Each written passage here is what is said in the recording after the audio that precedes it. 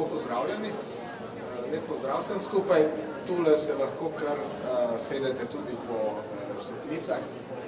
To je sploh v današnjem času zelo dovoljeno, če veste, na kaj mislim glede javnega nastopanja. Dobro, malo za hec, zdaj pa zelo resno. Zelo vesel sem, da imamo med nami profesorja doktorja Marka Snoja, ki je znani jezikoslovec, bom to nadpomenko uporabil, predvsem pa zelo kakovostno obvlada etimologijo. Tako da se bomo tudi o tem pogovarjali in še seveda mnoge druge jezikoslovne veje, da tako izpostavim. Tako da pogovor bosta vodila študenta prvega letnika pri našem izbirnem predmetu, tako da bom jaz sedaj dal besedo njima, potem pa bodo vprašanja zastavljali tudi naši študentje. Profesor Snoj pa bo seveda v središču pozornosti. Tako da začnimo danes ob 13. torej Marko Snoj na Liberaku filozofske fakultete. Tako da zelo sem vesel, da je z nami.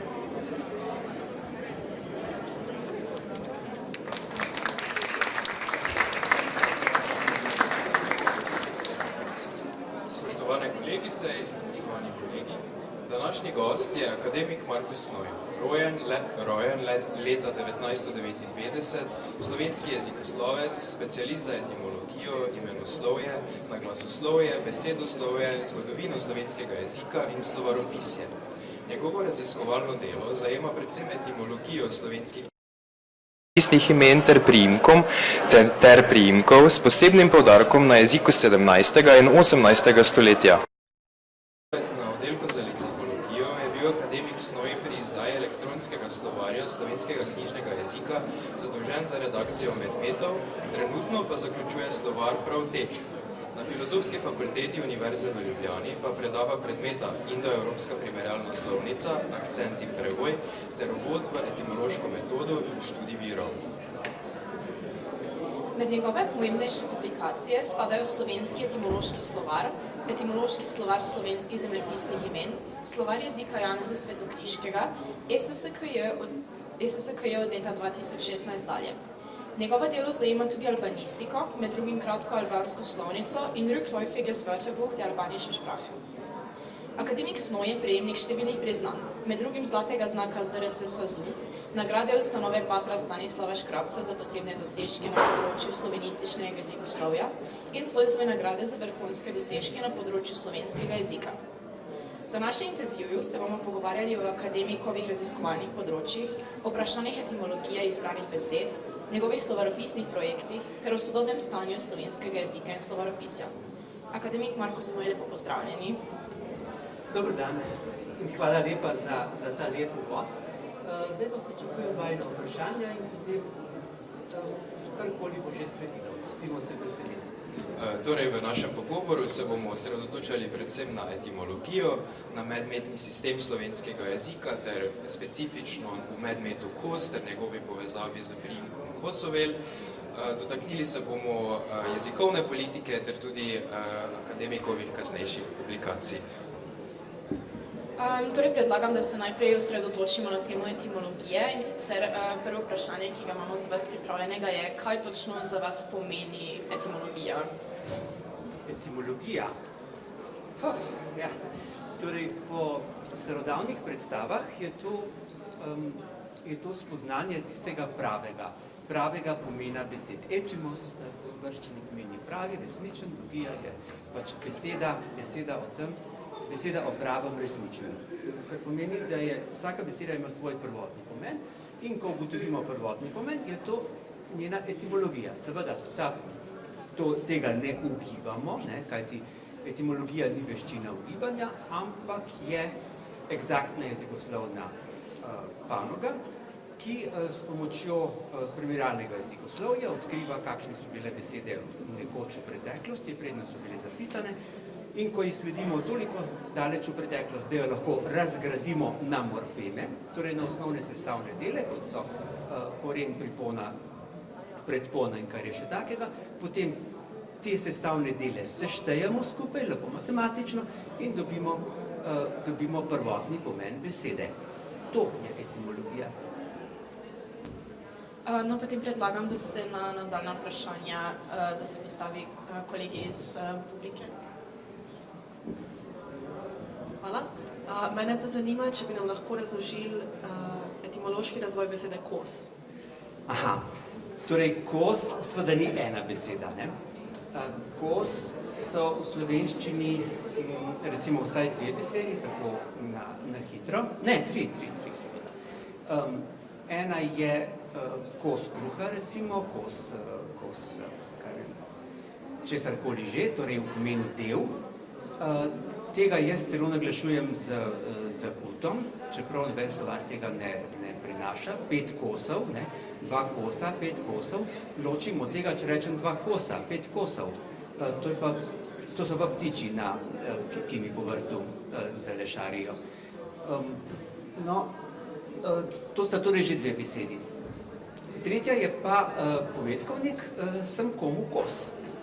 Jaz sem komu kos in kaj sem zdaj, kos kruha, ali sem kot ptič kos, ali kaj, nič od tega, ne. Očitno gre za neko izvorno tretjo besedo in če gremo lepo po vrsti, kos kruha in podobno je še v praslovanščini, pa še v zgodnji slovenščini seveda se izgovarjalo kot konse z nazalom in to vemo recimo iz hrvaščine in srbščine, ker se te besede, ker se glasi kus z ujem, rusko kusok in tako naprej. V večini slovanskih jezikov seveda z ujem ali poščini z nazalom in tako naprej. To je torej ena beseda. Ta izvira iz nekega indoevropskega korena, ki je pomenil verjetno gristi, torej litovsko konsti pomeni pač gristi. Pri nas se vidi to še lepo v glagolu kositi, kosim, ki je denominativni glagol, torej pri kosilu grizemo, ne, ponavadi, če imamo zobe. Skratka, jemo, no. Kosilo, to je en kos. Drugi kos je ptica. Ta ptica je nastala tudi iz pravega evropskega izhodišča in sicer kopsos. Je bilo ta PS se je v slovanščini poenostavil v S, po zakonu o odprtem zlogu, in paralelo temu imamo v starogrški besedi kopsihos, ki ima sicer malo čudno pripono, ampak pustimo, pomeni prav tako to ptico in tisti so je očitno pripona, to se pravi, da je koren kop. Koren kop pa imamo kar v slovenskem kopati, kopati kopljem, kajti kos je tisti, ki kopje. Če opazujete kose, sploh zdaj spomladi, hodijo po vrtu, kopljejo in ven pulijo deževnike, črve in vso tako, kako se reče,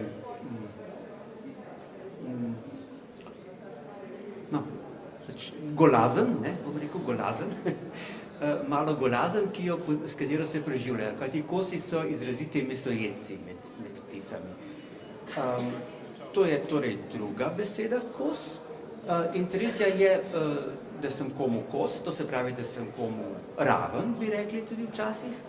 Zdaj, kaj je ta kos, je pa nekoliko vprašljivo. Po eni razlagi, ki je bila meni nekdaj zelo všeč, je, da moramo izhajati iz pomena raven, ki se pri tem pridevniku kos najde v bolgarskih narečjih, ampak v večini slovanskih jezikov ta beseda pomeni, ta pridevnik pomeni kriv, postrani, v glavnem kriv, tak skrivenčen, skratka neraven, ravno obratno.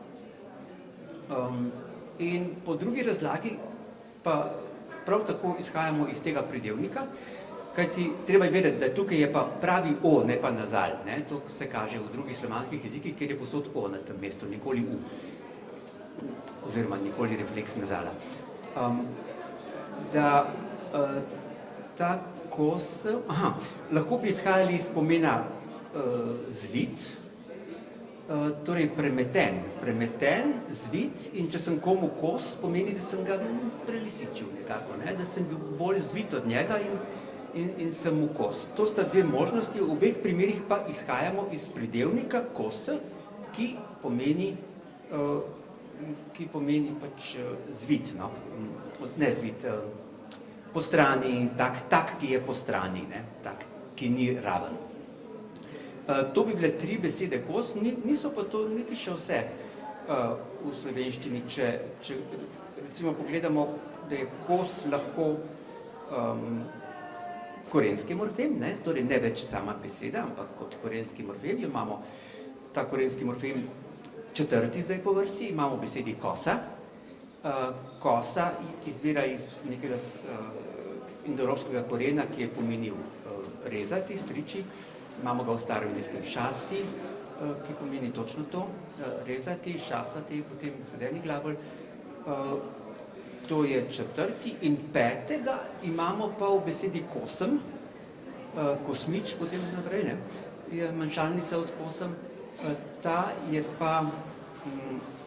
ima pripono m, mejovsko pripono, in sicer je koren potem isti, kot ga imajo recimo Hrvati in Srbi v besedi kosa, ki pomeni lasje. In ta je potem v prevojnem razmerju s česati.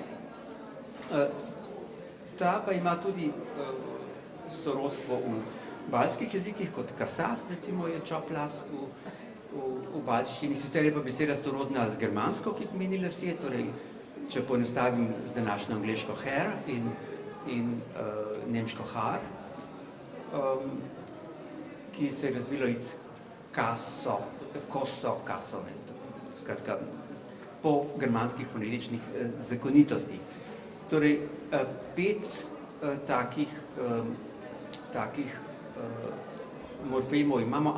Mogoče bi pri tem zadnjem kosem še izpostavil, da je to iz nekega korena, ki je pomenil urejati, zlasti urejati lase, tudi vlakna pri lanu in podobne stvari.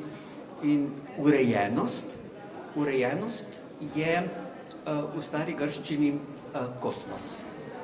Kosmos so pač urejeni lasje, ne, prvotno, od tod imamo potem kozmetiko, če želite naprej, torej urejanje las sprva in kosmos kot vesolje, kjer je tudi po grških predstavah vse najlepše urejeno. Toliko torej o teh 5 kosih. Torej, najlepša hvala za tole razlago. Zdaj pa, če bi se mogoče premaknili do priimka kos, ne še kosovel, ampak kos. In sicer je moje vprašanje, kako pogosto so se priimki, kot je kos, razvili iz poimenovanj živali in zakaj in kako ravno takšno poimenovanje? Torej, zelo pogosto. Slovenščina ima, pa ne samo slovenščina, ampak kar precej jezikov v srednji Evropi, ima precej pogoste priimke iz poimenovanj živali. Zdaj, razlogi so verjetno različni. Če govorimo o velikih živalih, kot so recimo volk, medved, recimo v nemščini tudi priimek, wolf, ne, v angleščini tudi, ali pa celo osebno ime, recimo skandinavski bjorn je medved, ne. Potem so to verjetno totemska imena. To se pravi, da je otrok dobil totemsko ime z namenom, da ga bo ta žival branila v življenju. To so seveda vse poganska imena, ne? In pri ptičih je recimo sokol, orel in taki veliki ptiči bi tudi še lahko rekel, da gre za totemska, ampak če pa nekdo se piše vrabec, ne, bi pa že težko rekel, da ga je ne vem kako varoval v življenju. Ampak ne poznamo teh predstav zelo dobro v preteklosti. Pri priimku kos lahko s precejšnjo mero zanesljivosti ugibamo, kakšen človek bi to prvotno bil. Kos kot ptica, veste, je postavna, zlasti samci, lepi, črni, z rumenim kljunom, to je gizdalin, to je res pravi gizdalin med pticami in tudi zna se tako nositi, ker Kos je pogumna ptica, kos ne odskoči kar takoj, ampak se bo tudi borila. Pri nas zdaj gnezdijo tam v grmovju in rajš ne hodim preveč blizu, ker me tako grdo gleda tam spodaj, izpod grma. No, torej, tukaj bi rekel, da je zelo verjetno, da je prvotni nosilec tega vzdevka kos bil pač tak lep kizelinski moški, ki mu ni bilo para v fari, ne? Tako nekako. Najlepša hvala. Zdaj pa, da še ostanemo na primkih, pa se navežemo še na samo ime dogodka. Kako je nastal primek Kosovel? Ali je to zloženka, gre za kaj drugega? Ja, tukaj mi je pa zdaj kar nerodno govoriti, ne? O tej stvari še nikoli nisem govoril. Opozarjam pa preobčutljive, pa vse pod 12 let seveda, da se umaknejo. Torej, beseda je dolga, to vidimo. In dolge besede so rade zložene, ne? Sploh, ker kakšne pripone, vel ali kaj takega pač slovenščina nima. Lahko bi šel gledati malo po okoliških jezikih, glede na to, da gre za primorski priimek, tudi Kosovel je potrjen z mehkim d-jem. Kaj bi lahko ugibali takole, recimo Kazabella ali kaj takega, ne? Kot imamo Kazanova, pa je potem Kazabella in z tega bil Kosovel. Ampak kolikor gledam, se ne izide in se ne izide, ne? Tisti B in V, sej gre, ne, seveda, ampak da bi O dobili tako mlado iz A-ja, za K je mogoče, no, vse so nekaj, kako bi rekli Američani, dolg strel, ne, long shot imajo prav lep, tak kavbojski pregovor, težko je nadalec zelo dobro zadeti. In potem se človeku postavi misel seveda pri tem, da bi bila to slovenska zloženka, ker konec koncev v italijanščini kakšnega podobnega priimka ni, ne? To je tudi, če bi tam bil Kazabella, recimo, potem bi nekako še šlo. Torej, če je beseda nastala tukaj, poglejmo, kako so nastale v slovenščini kakšne besede, ki imajo podobne prvine.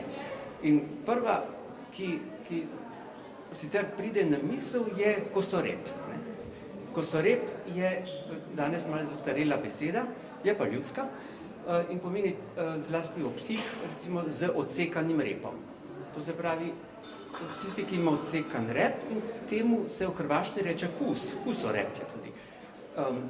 To se pravi, da gre za tisti kos, ki ga imamo tudi v kosilu, ki izhaja iz gristi, in bi to bil tisti, ki ima odgrizen, odsekan, kakorkoli odstrižen rep.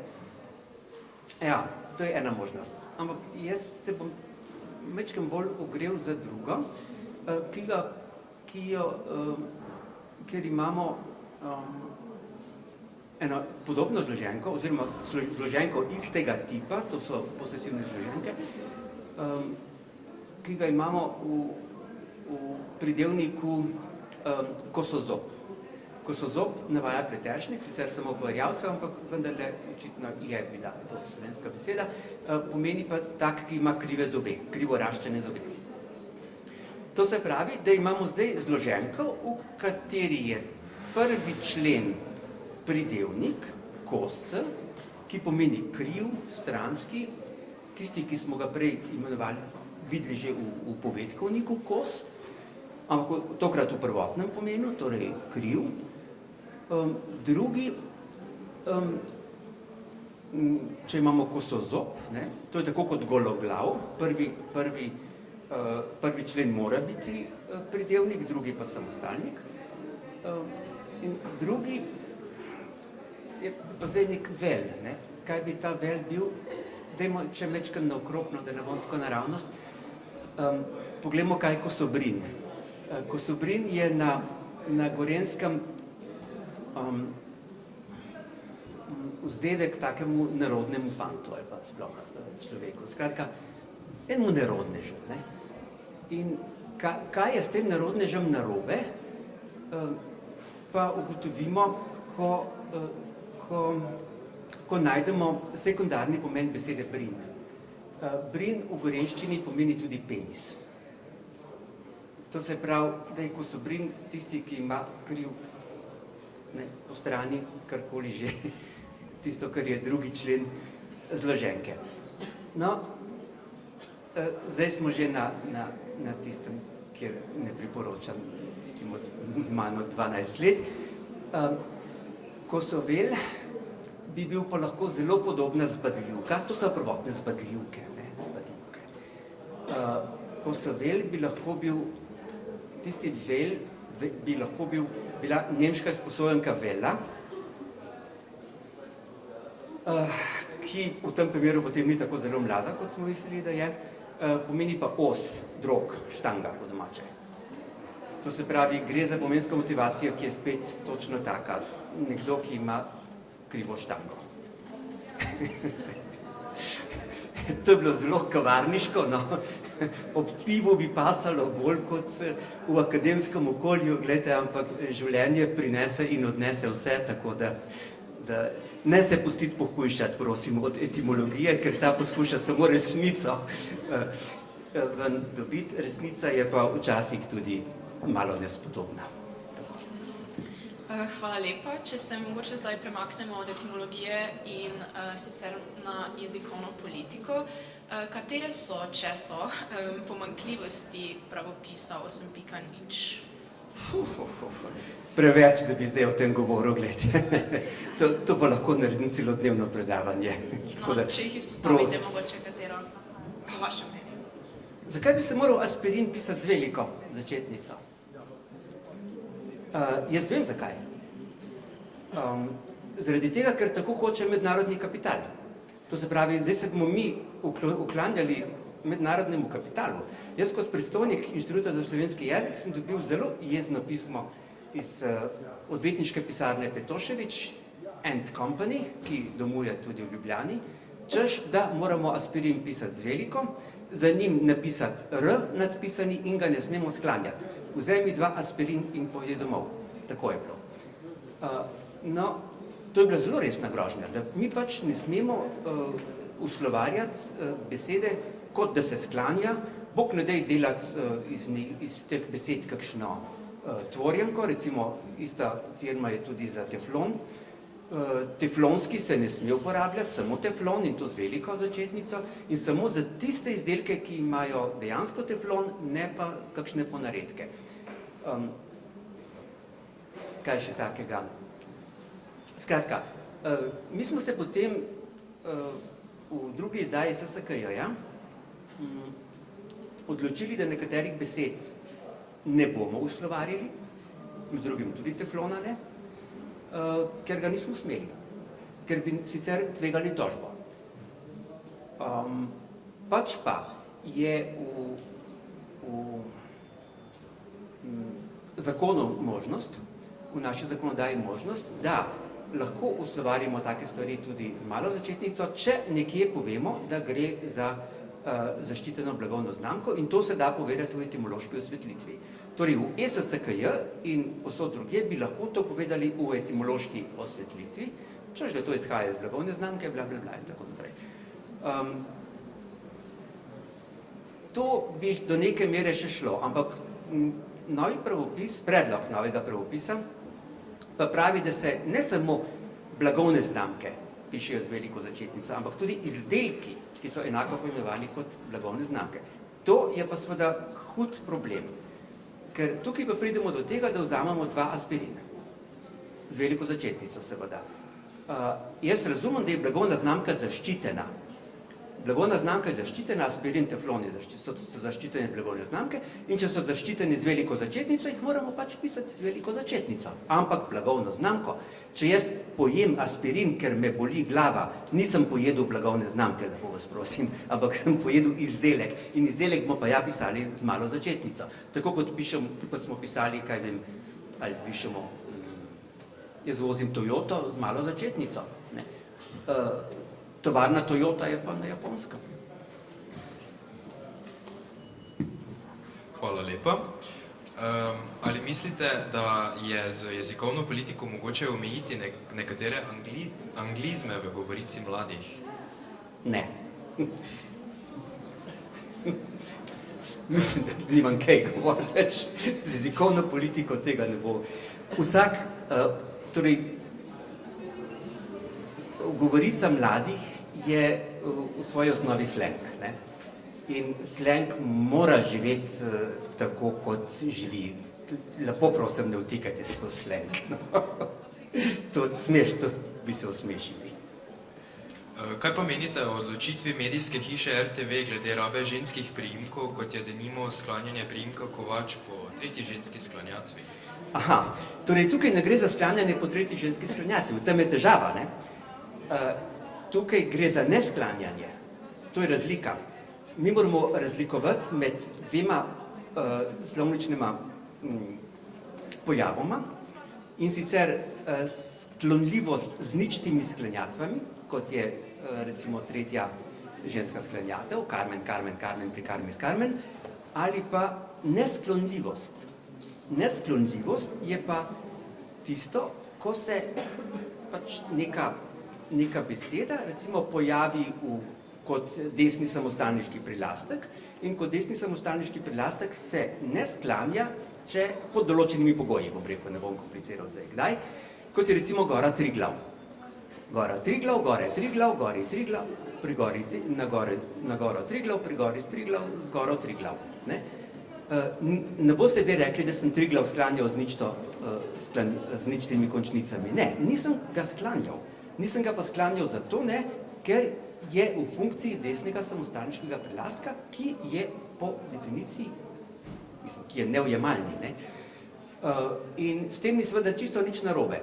In če rečem Marija Kovač, Marija Kovač, Marija Kovač, Marija Kovač, pri Mariji Kovač, Marija Kovač, je to vse v redu, ker se desni samostalniški prilastek, ki je v tem primeru Kovač, ne sklanja. Problem nastane, ko desni samostalniški prilastek osamosvojim in z njim delam to, kar je, kot da je samostojna enota. To se pravi, dvakrat sprevržen. Enkrat se je samostalnik sprevrgel oziroma je uporabil kot prijemniški prilastek in zdaj kot prijemniški prilastek se pa naenkrat začenja pojavljati samostojno in potem se seveda ne more sklanjati po nobeni sklanjatvi. Kajti, če gre za Marijo Kovač, je to Kovač, Kovač je rekla, Marija Kovač je rekla, je v redu, profesorica Kovač je rekla, je v redu, gospa Kovač je rekla, v redu, ker imamo pač jedro in potem neujemalni samostalniški prilastek, oziroma, ja, prilastek bi rekel, no. Če pa rečemo samo Kovač je rekla, pa vsa stvar obvisi v zraku. In glede na to, da jezik sam po sebi se ne uporablja tako, ne, je to pač nasilje, ki ga nekdo izvaja z vrha. Nekdo bi pač rad to v jeziku spremenil. Da bi bilo sprejemljivo, Kovač je rekla. Mi tako ne govorimo, jaz ne. Jaz gledam mlajše, starejše, nihče tako ne govori. Rečejo pač, Kovačka je rekla, Kovačeva je rekla, pač tako, kot se v slovenščini od nekdaj stoletja in stoletja govori. Ne pa Kovač je rekla. To je dejansko umeten poseg v jezik, ki trenutno poteka pod močnim vplivom angleščine, seveda, ker je tudi tam ta raba, kot, kaj vem, Smith said, ne,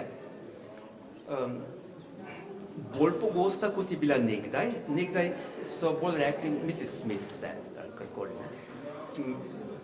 Danes je pa v angleščini slišati že bolj pogosto pač brez tistega, ampak angleščina pač drugače deluje. Tam mnogih problemov ni, ki v slovenščini so. Če rečem, Kovač je srečala Ribič, ne vem, koga je srečala, ne. Medtem, ko če v angleščini rečem Smith met Fisher, je čisto jasno, kdo je koga srečal. V slovenščini pa ni. No, sicer na naslednje vprašanje ste že delno odgovorili, ampak vseeno mogoče, kako pa se glagol ujema s spolom osebka v slovenščini, posebej, ko nastopa več oseb, na primer moški in ženska skupaj ali pa dve osebi istega spola? Ja, torej, če če so osebe oziroma nanosniki, bom rekel, nanosniki istega slovničnega spola, potem se več nanosnikov moškega slovničnega, poudarjam, slovničnega spola, seveda ujema s pridevnikom ali karkoli že v moško-spolski obliki. Če so ženskega spola, kaj vem, mati in hči sta dobri, ne, se seveda v ženskem spolu, če sta srednji spol bom pustil v primeru, ker ima dodatno težavo. Gremo samo na moške ženske trenutno. Torej, oče in sin sta dobra, mati in hči sta dobri. Oče in hči sta dobra. Tukaj pa naenkrat uporabimo moško-spolsko obliko, ampak ne, dragi moji, zaradi tega, ker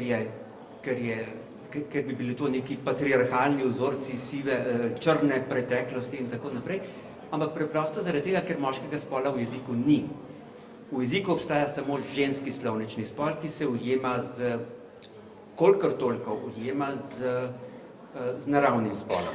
Kajti moramo vedeti, da je ženski slovnični spol pred približno 5000 leti, 6 že verjetno, nastal zaradi tega, da je ženskam dal veljavo v družbi. Torej, iz prvotnega genus distinctum, ki je bil, in genusa indistinctum, kamor so spadale, ne bom zdaj prav globokega predavanja delal, skratka, izločil se je ženski spol. In ta ženski spol je dejansko bil prvotno vezan samo na osebe ženskega spola, naravnega spola.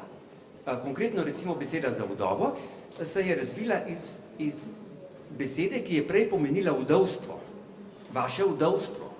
In potem se je ta zadeva pač leksikalizirala, celo gramatikalizirala se je kasneje, tako da je nastal vzniknil ženski slovnični spol v indoevropskih jezikih, ki se ohranja tako rekoč v vseh indoevropskih jezikih. Zdaj, kar je moški slovnični spol, ta slovnični spol se ni profiliral po moških, ampak je ostal tam, kjer je bil.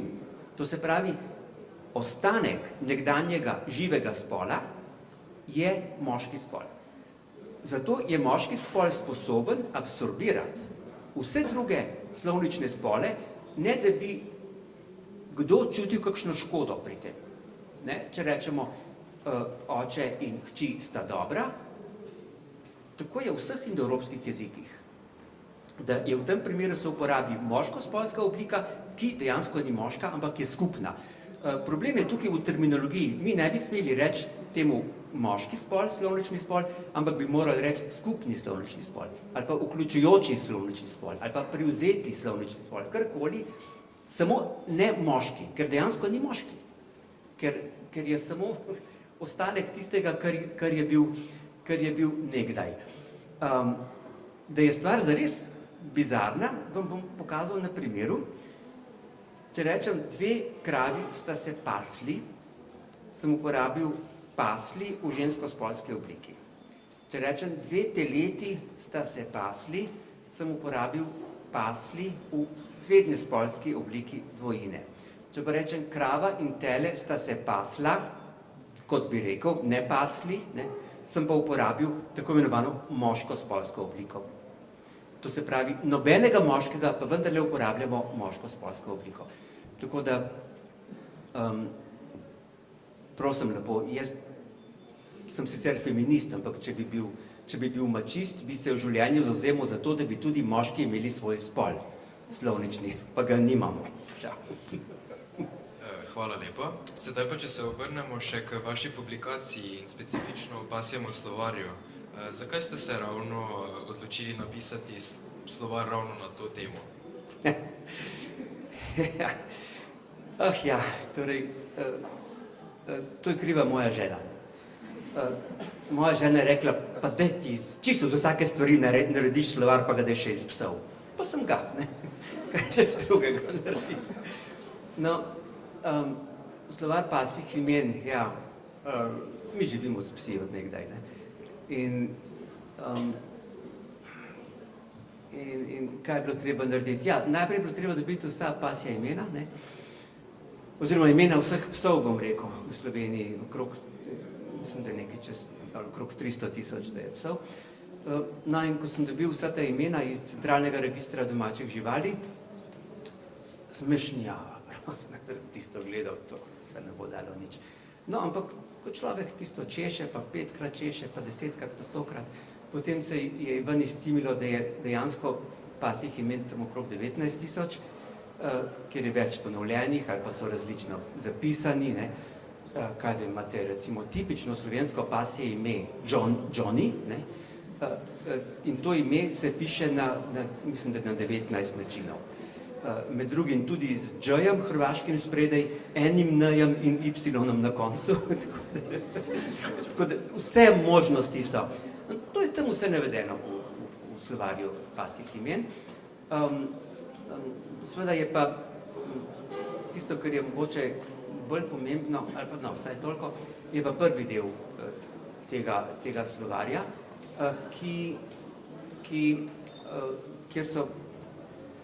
kjer je pes predstavljen pač v jeziku.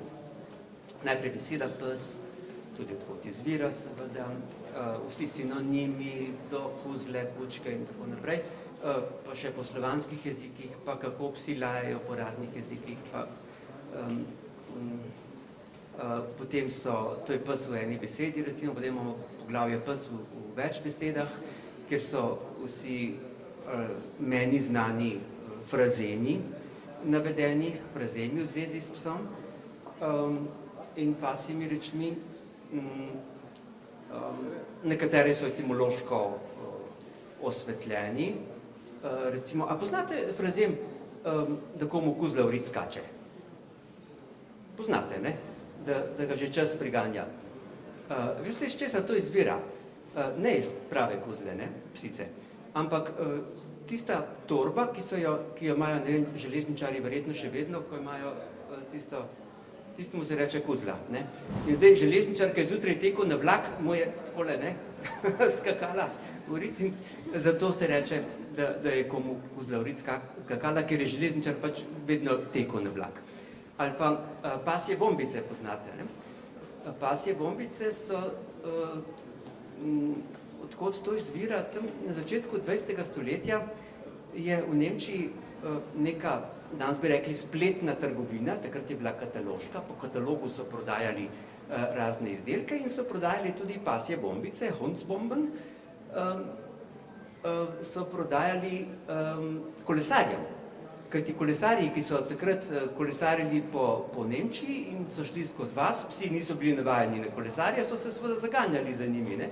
In kolesar je vrgel tisto bombico dol, je počela, pes se je ustrašil in je tekel stran, ne. Tako da to so pasje bombice. No, take zanimivosti boste izvedli v tej knjigi, seveda tudi o pasjih jezikih, ne, če vas to... Psi, kot vemo, govorijo veliko jezikov, ne? A imamo čas še o tem govoriti? Če hočemo govoriti o pasjih jezikih, pa o tem, kaj pes vse zna, se moramo najprej vprašati o samih začetkih jezika sploh. Jezik je star, strahotno star. Zdaj, jezik, ki ga govori Homo sapiens, pa ni tako star. Je star okrog 70 000 let, torej iz časa kognitivne revolucije Homo sapiensa, ko je Homo sapiens prišel iz vzhodne Afrike na področje neandertalca, na Bližnji vzhod, Orient in potem naprej v Evropo. Takrat smo začeli razvijati jezik fonemskega in morfemskega tipa z stavčnimi členi. To se pravi jezik, ki je po desosirijansko tudi langue, ne samo parole. Pred tem, če gremo zdaj nazaj, torej pred tem časom se je človek, Homo sapiens, tudi sporazumeval s pomočjo medmetov. Medmeti so zelo učinkoviti, ampak ne dovolj. Torej, medmeti, jaz lahko povem, da me boli, da me je strah, da se slabo počutim, marsikaj lahko povem, ne morem pa povedati, recimo, da je tam za reko Lev, ki bo nas napadal, pa dajmo rajš mi njega, pa če jih bo šlo 5 na lov, pa bo sta 2 na drevesu, 3 spodaj, pa ti so ulico primi. Take stvari se ne da z medmeti povedati. Ne. Zato rabimo jezik morfemskega in fonemskega tipa in zato je potem človek postal najbolj invazivna vrsta na tem svetu. Z luno vred še naprej se pot mu kaže, bi rekel naš pesnik. Torej, medmeti. Kaj je bilo pred medmeti? Torej, če jaz rečem, je to medmed, ker me je zabolelo. Ampak ta medmed se je razvil iz krika, ki je ne? Ali pa, če sem otožen ali karkoli se vdam v usodo, bom rekel, bom zapisal. Ne? V bistvu pa rečem, moj pes tudi to naredi. Moj pes se vleže na tla, če ni po njegovem in naredi izdihne. Ne? Izdihne skozi nos glasno. Mi pove, sem se vdal v usodo, ampak to mi ni všeč.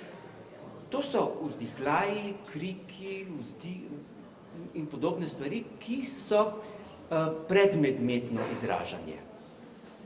In taka predmedmetna izražanja poznajo višje razvite živali. Opice so že blizu medvedom skoraj da, no. Poznajo jih ptiči, ki so jih po svoji poti razvili. Ptiči so zelo zgovorna bitja. Ampak kaj je bilo pred tem? Kaj imamo pri nižje razvitih živalih? Imamo, pa tudi pri teh živalih, imamo govorico telesa. Govorica telesa je tudi danes zelo, zelo pomembna. Vi boste takoj videli, če znate govorico telesa razbrati, ali vam je nekdo naklonjen, ali vam ni, ne, ali bo v tla gledal. Govorica oči, ne, izredno pomembna. Gledati oči, gledati v tla, ne, to vse nekaj pove. Dotakniti se obraza, ne, če nekdo vpraša, kako si, ne, ti pa rečeš, dober, ne, če se visoko potipaš, je slabo, ne, takole, kar drži roke dol, ne. Skratka, to so nezavedne govorice, ki jih mi še uporabljamo, psi pa zelo. Psi pa, ko pridejo skupaj, se v 3 sekundah vse zmenijo. Zato, ker poznajo govorico telesa, ker se postavijo v L položaj, recimo, se potem zavrtijo. Skratka, ogromno tega se z govorico telesa psi sporazumejo. Tisto, kar je pa pri psih glavni jezik, je pa jezik vonjav. Jezik vonjav zlasti sledi, ne, kajti psi se potijo samo po blazinicah in tisto potem pušča sled in psi tisto vohajo. In iz tega lahko razberejo spol tistega, ki je šel pred njim, razberejo velikost, težo, še kaj prav veliko pa ne. Veliko več razberejo iz urinskih in fekalnih sledov, tam pa vidijo spolno razpoložljivost, vidijo, kakšna je,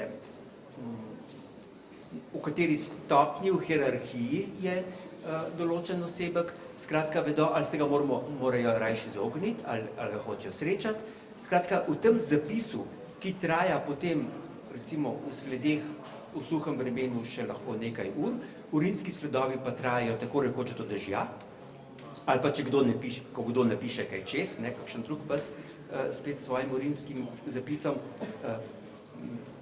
tisto ni več razvidno, kaj je pomenilo. Skratka, iz teh zapisov se psi zelo dobro razumejo v svoji družbi. Ampak to je njihov jezik. Mi do tega jezika nimamo dostopa. Jaz ne morem vohati po tleh, pa tudi pač nimam takega sistema vohalnega. Poleg teh jezikov pa psi seveda znajo tudi človeški jezik. Človeškega jezika se naučijo kot prvega tujega jezika, bi rekli v tej hiši, in ga znajo zelo dobro. Torej, pes, ki nekaj let živi, ne tisti, ki je zunaj na verigi, ampak tisti, ki živi po kavčih, tisti bo razumel tako rekoč vse. Vse, kar je zanj pomembno, seveda, kdaj bo večerja, kam gremo in tako naprej, gremo v avto, zdravnik, bog ne daj, pomenjati. Vse take stvari bo razumel, ker ga ne zanima s tistim se ne ukvarja. In da je stvar še hujša, lahko se nauči tudi več jezikov. Jaz sem imel pred leti psa, ko je bil, recimo tam pri 8 letih je že res čisto vse razumel in je bilo treba včasih kaj pred njim skriti. Ne? In potem smo začeli po angleško govoriti pred njim take stvari in nekaj časa res ni razumel, potem je pa začel zlodej razumevati tudi osnove angleščine, tako da mu je bilo kar jasen marsikaj in smo potem morali pač uporabljati francoščino, pa je pa pes prej umrl, preden se je francosko naučil. Tako da, ja, psi so dejansko poligloti. No, hvala. Če še ostanemo pri sporazumevanju med psi in ljudmi, kaj se vam zdi najbolj zmotno prepričanje, ki ga imamo ljudje o tem, kako nas psi razumejo? Kako? Nisem čisto dobro razumel. Kaj se vam zdi najbolj zmotno prepričanje, ki ga imamo ljudje o tem, kako nas psi razumejo? Če je kaj takega? Ja, mislim, gotovo je.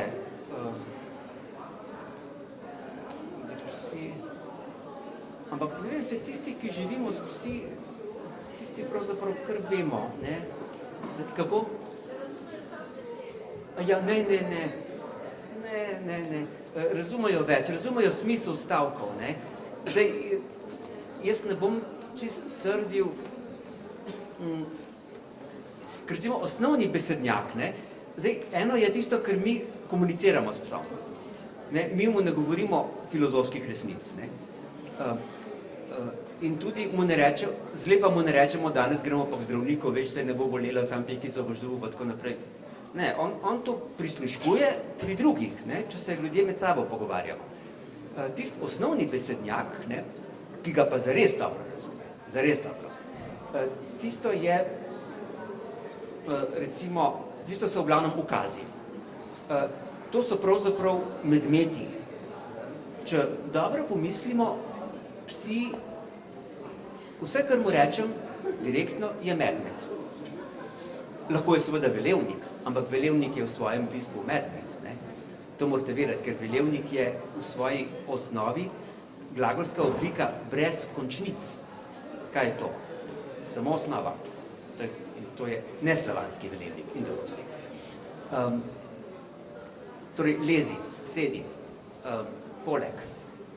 To so vse ukazi. In v bistvu s tistim res pravim razumevanjem psi niti ne sežejo do samostalnikov, ampak sežejo komaj da do členkov.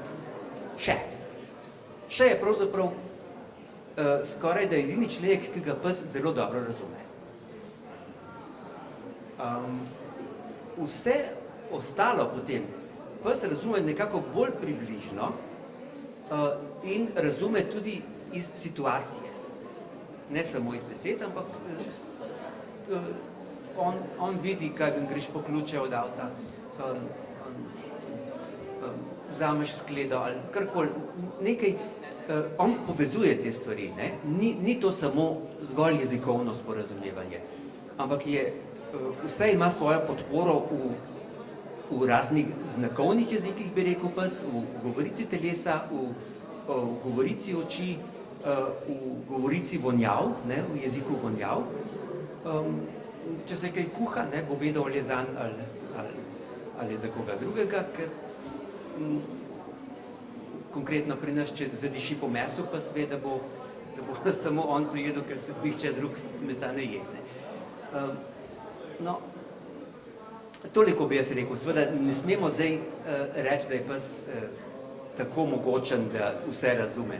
To je potem kinolatrija, se temu reče, da je oboževanje psov. Pes ima pač svoj domet, je zelo brihten, ampak zase. Zlasti zase. Hvala lepa. Zdaj pa predlagam, če še ima kdo iz publike mogoče vprašanje o tej temi ali o bilo kateri drugi. Ja, dober dan. Jaz imam pa v bistvu eno vprašanje, ki se navezuje ravno na pasji slovar.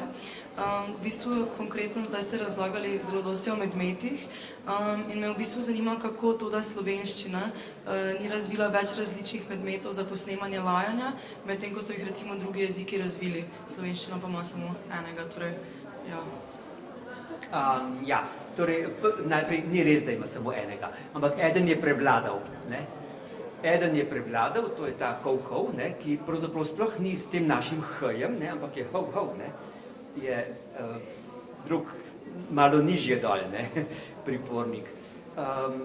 Torej, v slovarju slovenskih medmetov, ki izide letos novembra, decembra, napovedujem zdaj ta slovar, tam boste našli tudi wow. Razjansko, Matej, a ni razjansko nekako? A je hov tudi? Ta se je zelo razširil, no. Wow je skratka kar bev. Ta je nekoliko zamrl, se pa ohranja v frazemu ni rekel ne bev, ne mev. Se pravi, ni niti zalajal, niti zamljavkal. Bev, bevkati, bevskati imamo iz tega. Bev, wow. Mislim, da je najmanj še eden, pa ga res ne vem na pamet.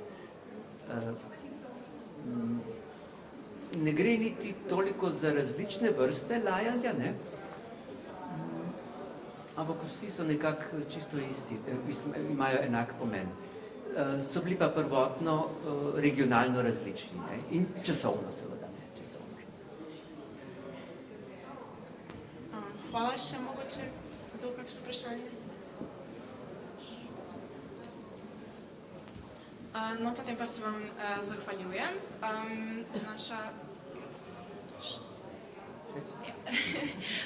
Naša fakulteta vam je tudi vabila moj... Najlepša. Ja.